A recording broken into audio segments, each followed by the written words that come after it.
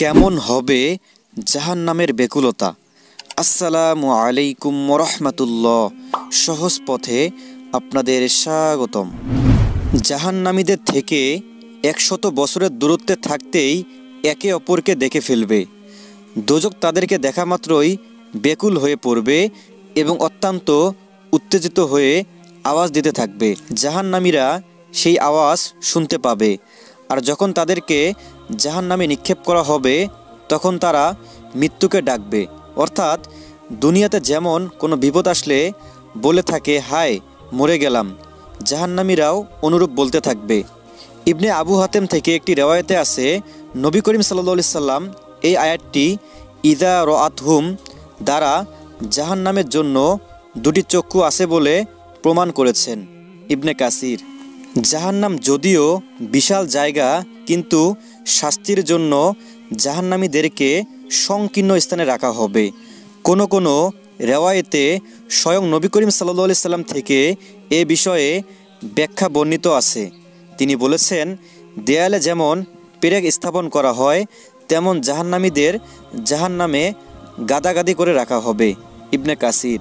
পবিত্র কুরআনুল কারিমে মহান আল্লাহ তাআলা বলেন, অর্থ জাহান্নাম সেই ব্যক্তিকে ডাকবে যে 70 পুঁতি পৃষ্ঠ প্রদর্শন করত, মুখ ফিরিয়ে থাকত এবং সম্পদ সঞ্চয় করে তা সংরক্ষণ করে রাখত।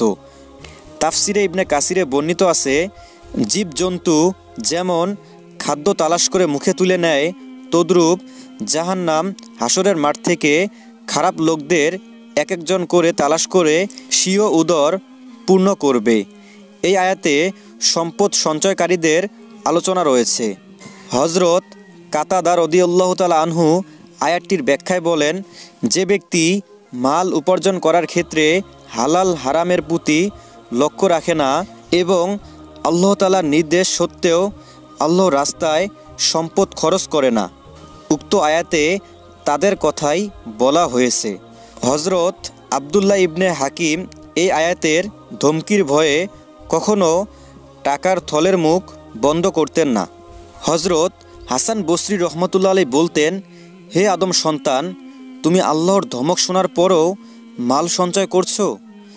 নবী করিম সাল্লাল্লাহু আলাইহি সাল্লাম ইরশাদ করেছেন, কিয়ামতের দিন মানুষকে বকরির ন্যায় লাঞ্ছিত অবস্থায় টেনে এনে আল্লাহ তাআলার দরবারে উপস্থিত করা হবে।